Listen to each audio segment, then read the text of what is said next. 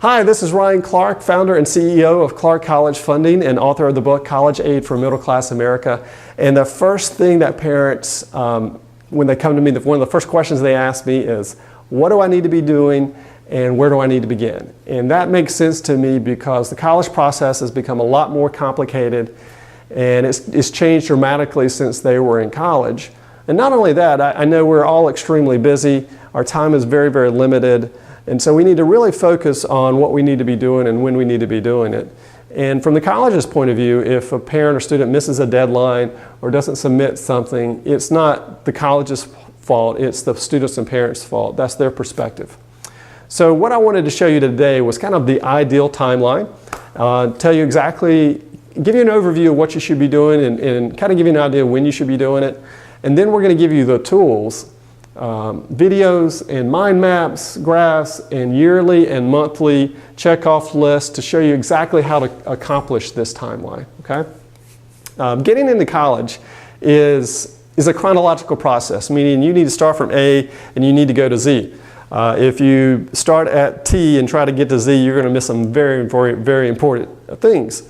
Our very proactive, can't miss, foolproof timeline is really for students and parents who want to do this the right way, who want to take control of this process, who want to find multiple colleges that would be a good fit for their son and daughter, and who really want to drive down the cost of college. Now, if you're a parent or a daughter or a son that just wants to go to the local state school and that's the only school that you want to apply to, well, the tools that I'm giving you is probably a little bit overboard. But again, if you're one of these parents that really want to drive this price down, who want to take control of the cost of college, I'm going to show you exactly how to do that and the tools and the resources to get that done. Okay? So again, this is the proactive ideal timeline, and I'm going to give you a quick overview today. So let's take a look at that.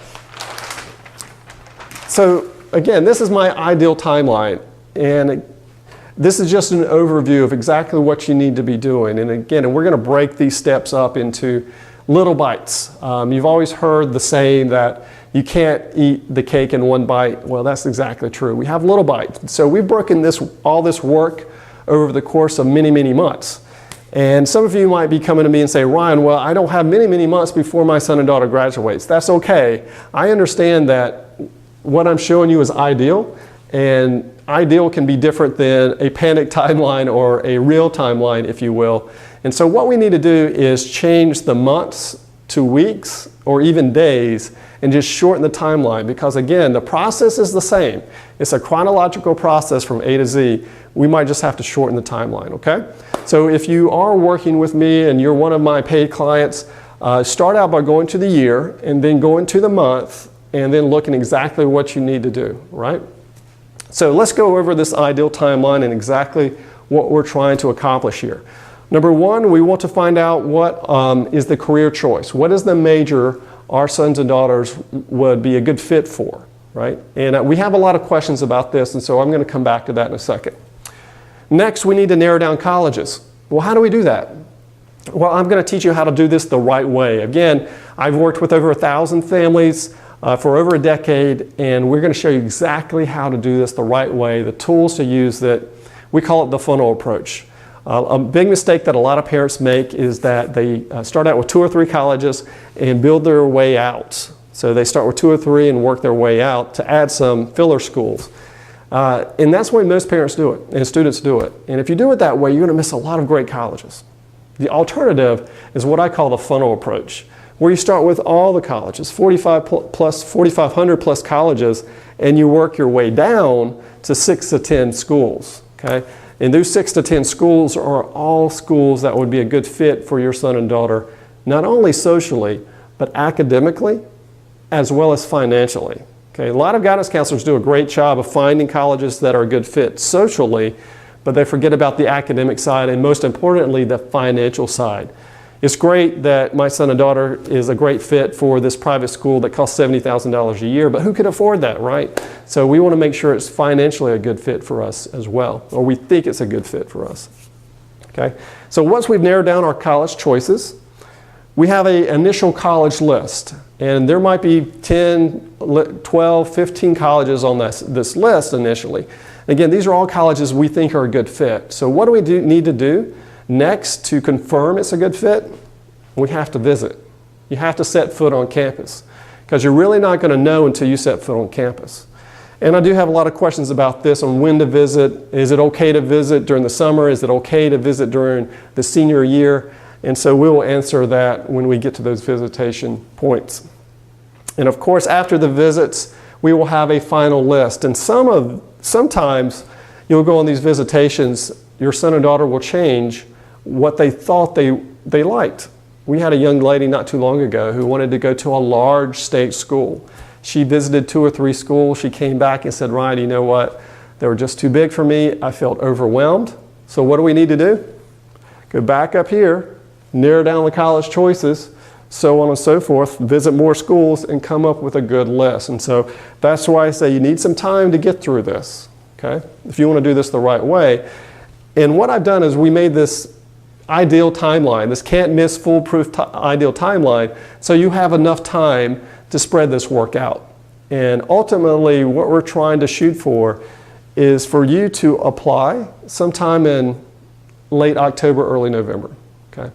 So after you have your final list, the students need to do is research those colleges, those 6 to 10 schools, and look at the applications. And a lot of applications are starting to come out during the summertime. So July, August timeframe, you'll see a lot of applications. And even if you don't get the applications out, the applications from year to year are pretty much the same. The essays might be a little bit different, but the application is pretty much the same. So you can go ahead and start at least filling them out, and then when the new one comes, you can take that and just put it into the new application, okay?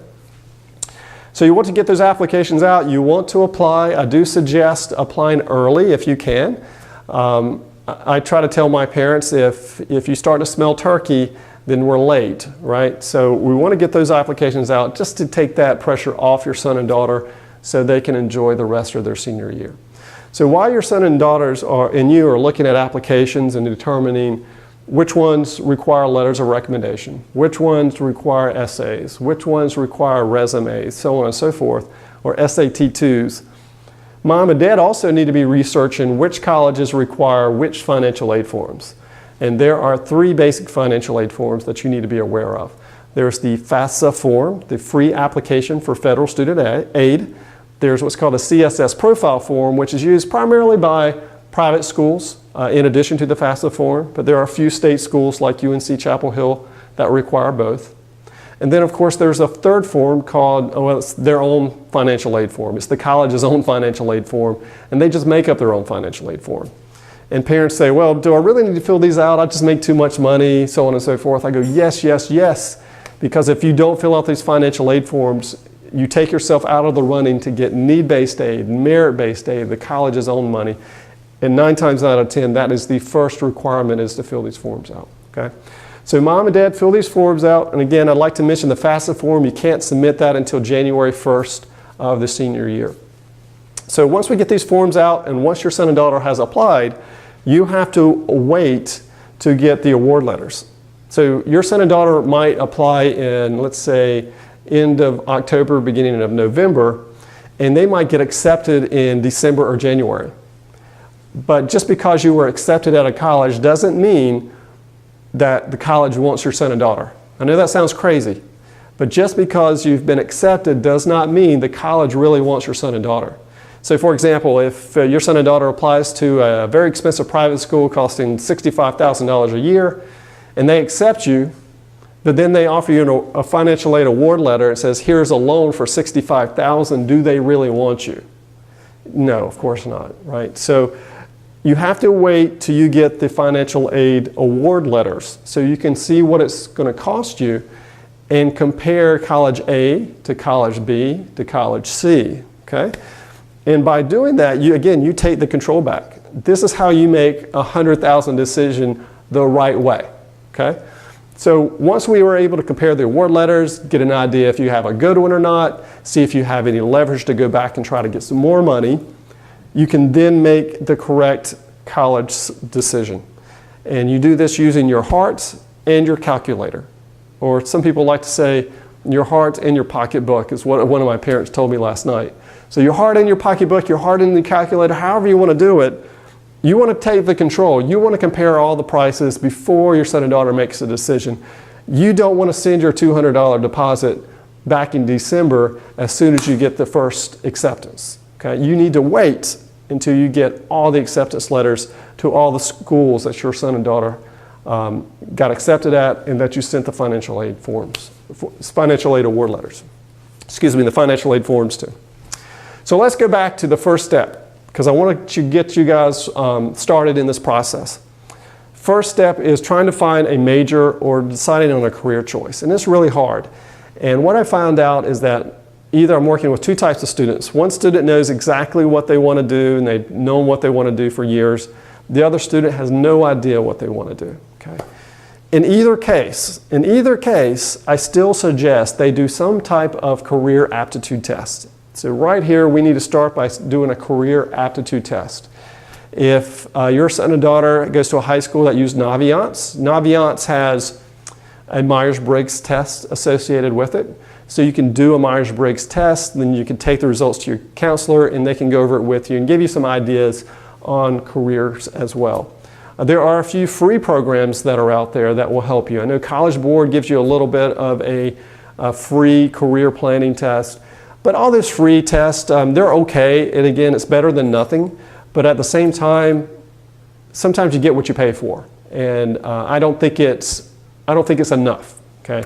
We use some wonderful programs. If you're my summa cum laude member or you're my magna cum laude member, you already have this, but I'll give you some links to the families that aren't using this. If you're my cum laude member or you just want some free information, I'll have some links to some programs that we use that are extremely, extremely good that will help you with this.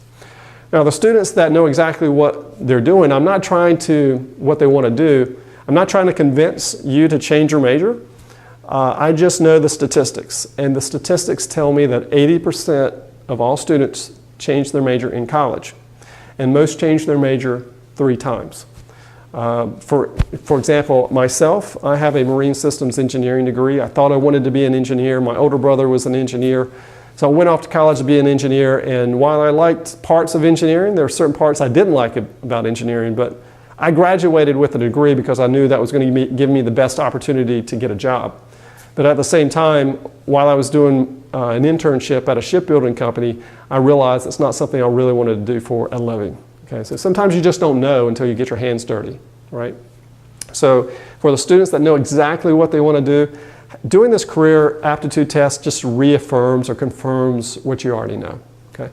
For the students that have no idea what they want to study, having a career aptitude test is extremely important, because it can show you all the careers and all the majors that would be good for your personality, your skill set, what you like to do, what you don't like to do. And it's nice because it gets those gears turning, and it shows you, it shows a 17, 18-year-old all the different things you can do for a living. And that's very, very exciting. Even if you go through that process and you go, Ryan, I still don't know what I want to do. Here's some recommendations. Number one, just realize that making a decision on your major in college is important, but it's not the most important decision you'll ever make in your life. Believe me, who you marry, things like that are much, much more important than your college major. So take the pressure off, it's okay. Number two, just realize having a degree, no matter what degree, is going to open up more doors, and you're going to make more money over your lifetime than not having a college degree. So no matter what college degree you have, it's better than not having a degree.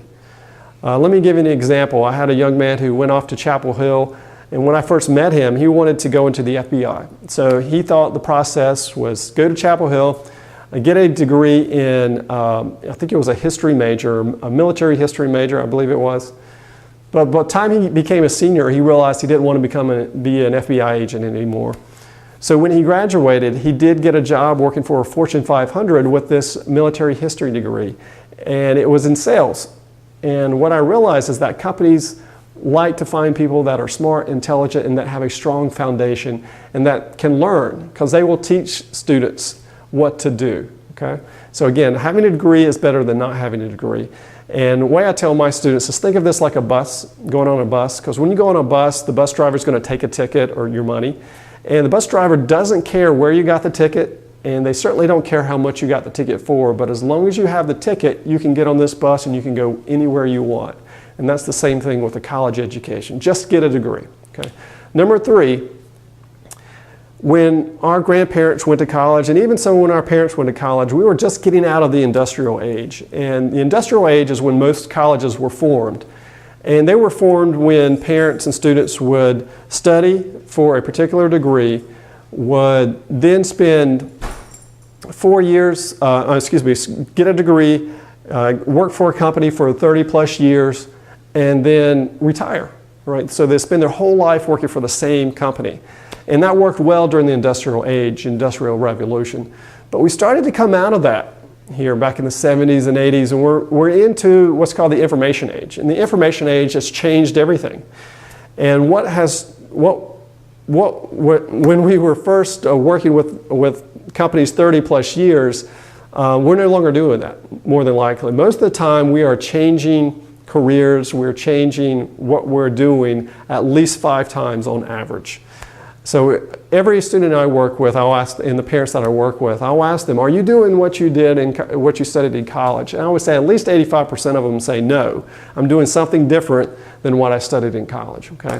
So take that in mind. Also, just by doing this career aptitude test, if you can't find anything that you're interested in, I would certainly look and see, are most of the careers that they think are a good fit for me, are they mostly science-based or are they mostly humanities-based?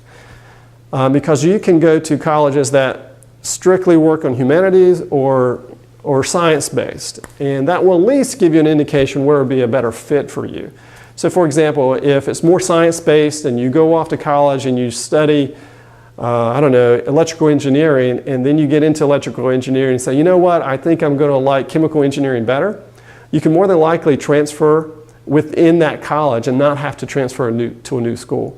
But if you're in electrical engineering and go, you know what, I think I want to study journalism, now a lot of times that's a problem. You're going to have to transfer to another school, and that can be more time in college and more money, which is what we're trying to eliminate. So if you can just break it down between humanities and science, that's a good first step. Also, if you still don't know exactly what you want to do, you might want to look at just liberal arts colleges, because the liberal arts college, I mean, that's really what they were made for. Give you a variety of different topics to study. And even some of these science-based schools have what's called first-year college, where you can you go undeclared, and for the first year and a half, you can try different majors, and then at the end of your sophomore year, you can then declare a major. So that's another option for you. But again, I would start by this, trying to determine what your major would be, or at least trying to decide, is it humanities or sciences? Okay? And if that doesn't work, go to a liberal arts school or to a college that has a first year college, if you will. So this again is my ideal timeline. We're going to give you the tools, we're going to give you the videos to make this happen and do this the right way. And I want you to follow this because I know you can do it. And I know it can feel overwhelming when you first see this and go, oh my gosh, there's no way I can get this done. You can. We are going to get this done together. I'm going to show you how to do this the right way, because I want to make college an affordable reality for you. And I know you can do it. It's going to be worth your time. It's going to be worth your effort. So I congratulate you for watching this video, and I want to congratulate you for getting started in this process. And I would look forward to speaking with you on the other side. And thank you very much. Have a good day.